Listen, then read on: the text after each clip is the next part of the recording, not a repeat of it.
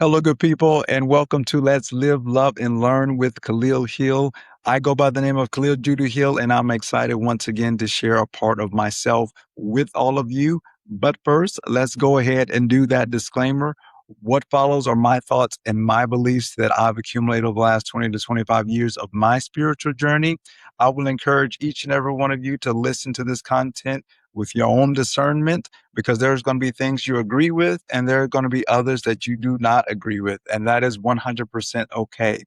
I'm just hoping that you contemplate those concepts that really resonate with you and then leave the rest behind. I'm sharing these I'm sharing these life lessons in order to, inspire you to seek and find your own, not to get you to adopt mine. And so this creative expression is to hopefully make others feel a little less alone and a little bit more loved as they continue their journey towards the heart of the Creator. All right, so let's jump into today's video by quickly doing a recap of the last video.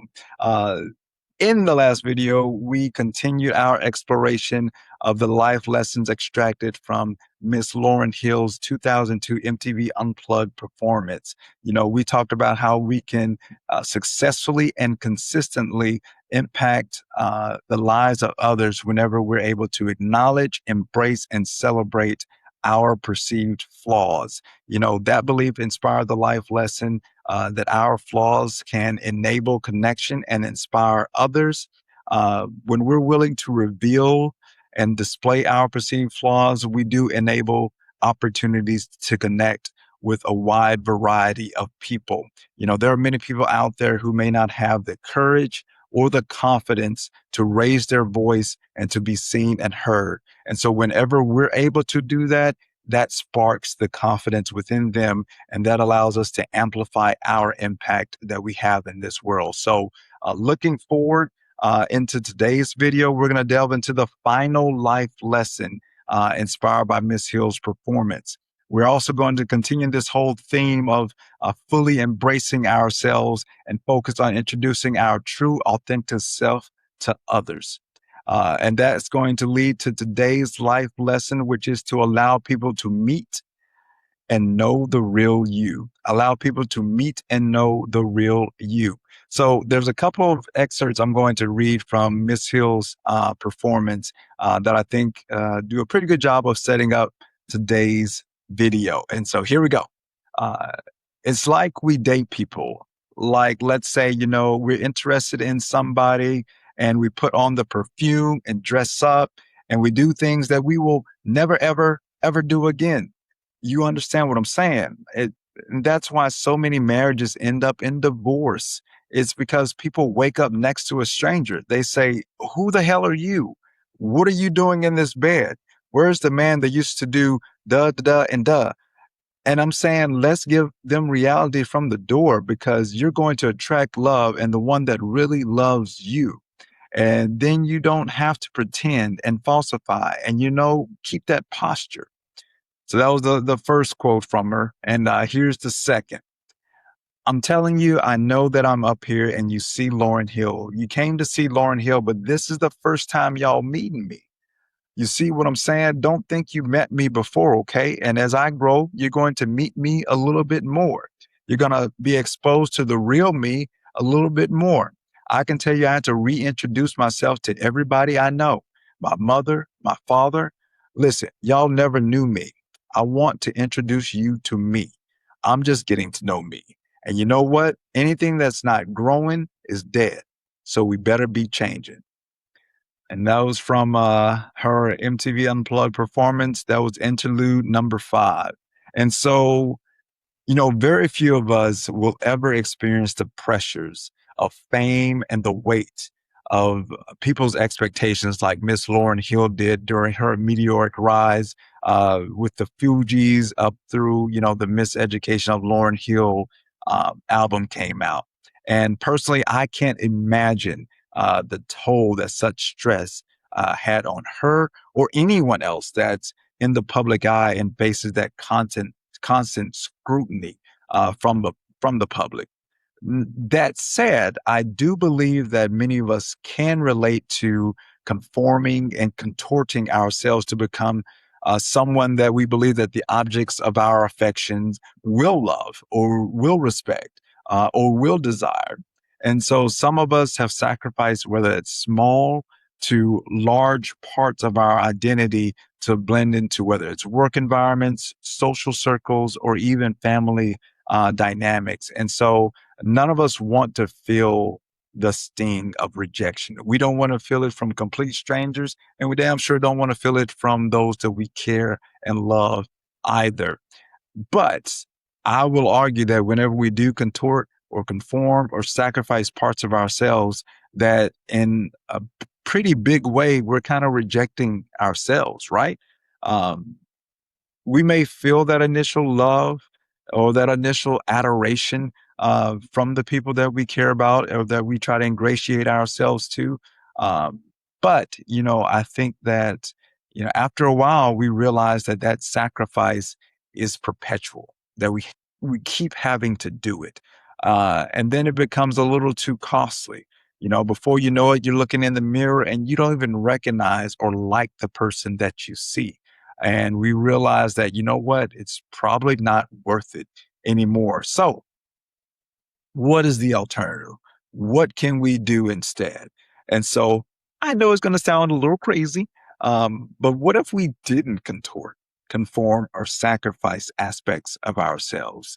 What if we decided to forsake all of those flawless facades and decide to love and stay faithful to ourselves unconditionally? That may sound naive. And considering how this world works, I get it, right? Um, but I don't believe the world has to work the way that it does. I think we have the power to change how the world works. I think from every work environment, one by one, every social circle, every family dynamic, we have the power to change it. And so, we can take a stand and we can say that accepting only part of us is not acceptable. We're a whole person and we must not waver in our demand uh, and our insistence that we're acknowledged and respected as such. Before we can expect that type of respect and acceptance from others, we got to do our own work, right? We have to learn to eliminate our own judgments and develop an ability to embrace others without conditions as well. And so that will go a long way towards creating an environment where people feel loved around us, which is critical for our ability to feel the same. Most of the conflicts that we experience in relationships are caused by us wearing these masks or facades, which effectively deceives and misleads others about who we are, and that ultimately undermines our ability to connect with them. So if I'm putting on this mask or this facade, and I'm trying to meet somebody, impress them, and I get them right, we're going on a date and we get into a relationship and they're falling in love with this person that I've created, this mask or facade. Why are we shocked or why are we confused when the more our real selves come out, the relationship changes, or they may change, or they may become different. And then all of a sudden, these issues start popping up. There's more arguments. And then there's more of a divide that's being created. Like we didn't, we didn't set the foundation right to begin with to start that relationship if we're going to start it by deceiving and misleading someone. And so, I think it's very important for us to understand that, because where there is ignorance or where there's misunderstandings about ourselves or others, that's where doubt, that's where fear, distrust, and a need to control will fill that void. And that makes making connections almost impossible. And so, now that's, on a smaller level. Let's expand it out, right? So let's look at the bigger, more complex issues that we're facing as a society, like wars, climate change, crime, racism, poverty. And, we are so often tempted to just throw our hands up, just believing that the solutions to these problems just simply don't exist, or they're simply too complex or convoluted to achieve. And I have a different view and a different perspective on that. I personally don't believe that there's any problem that we're incapable of solving when we come together as a collective to deal with it. That's why it's so important for us to eliminate the barriers preventing us from forging connections, especially those that we're constructing on our own. We're self-constructing these barriers that's keeping us from connecting with others. We've tried to solve these problems by, well, I'll say this. Um, we've tried to solve these problems without first making the necessary changes within. And the building of these networks of connections is what's critical in order for us to be able to tackle a lot of these daunting issues. Every one of us plays a very pivotal role when it comes to that network's creation and its construction. I believe most are of the mindset that we can look at the world's problems and use our ability to research, analyze, and critically think until we arrive at a solution to eliminate these problems. And I just don't believe that's how it works. I believe that the world's problems only exist to reveal to us that where we have opportunities to grow and revolve as individuals and as a society. The solutions to these issues will not be discovered or achieved by merely throwing intellectual or economic resources at it. These issues that we face as a collective, I truly believe, and this is going to sound weird, I believe that they're gifted to us in order to force change within, in order for us to realize who we are, or the state of our being, what it is, in order to help us to take that next evolutionary step in our spiritual and soul journey. In other words, when we realize that the outside world is a result or reflection of what's currently inside of us, and we make the necessary changes and adjustments within, that's when these solutions that seem, too hard to find or unachievable, that's when those solutions are going to be accessible to us. We should consider relinquishing this whole idea or belief that we can just change the world from a outside in strategy, and consider the possibility that we will be far more effective if we take an inside out approach to resolving these issues. Now, I get it, right? How can making more connections, being our real selves, creating this network of I guess connections, for lack of a better word, how can that lead to resolving all of these huge global issues that we're facing as a global community today? I get it.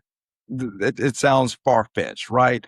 Um, but, what I will say is that, while I won't get into the deep or the nitty-gritty of answering that question, I will say this.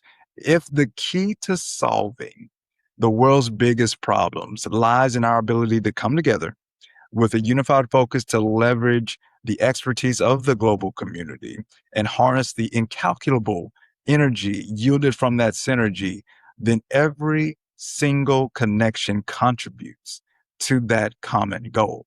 When we're not met with judgment and condemnation, but with acceptance and an embrace, those connections will form naturally and allow appreciation, gratitude, and love to develop and grow.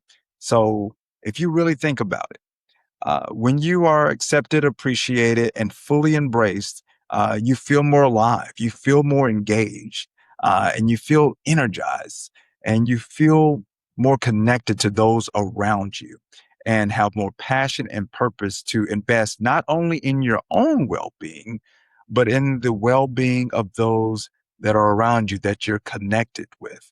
And so, if we truly want to be happy, it starts with a complete and total acceptance within and sharing ourselves and connecting ourselves with the rest of the world around us.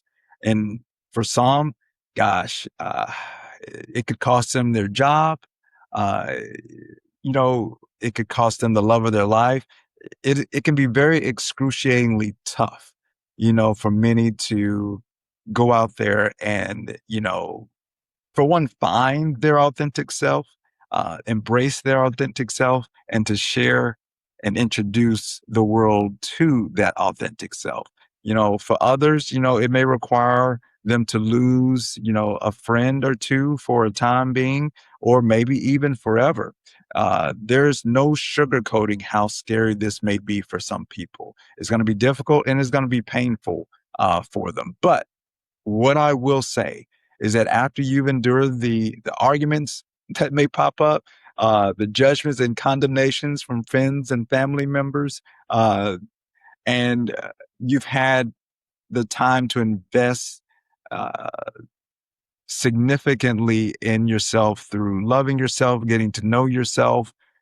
On the other end of that, you're going to step out of probably one of the darkest moments and times in your life, more confident and more capable of engaging the world and making an indelible impact on the lives of those you choose to have in your life. You're going to attract a more enduring love from those that are on a similar path who will justify your journey and more than compensate for those that were lost along the way.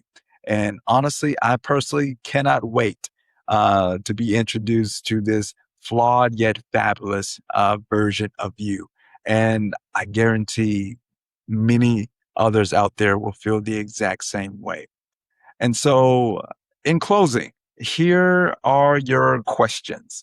Do you feel you're able to be your complete and authentic self around those you love? Now, with that answer in mind, do you feel that you contribute to an environment that allows those you love to be their complete and authentic selves around you? Now, if you answered either one of those questions no, then I will follow up with this question for you. How does that impact you? And how do you think that impacts those that you love that surround you?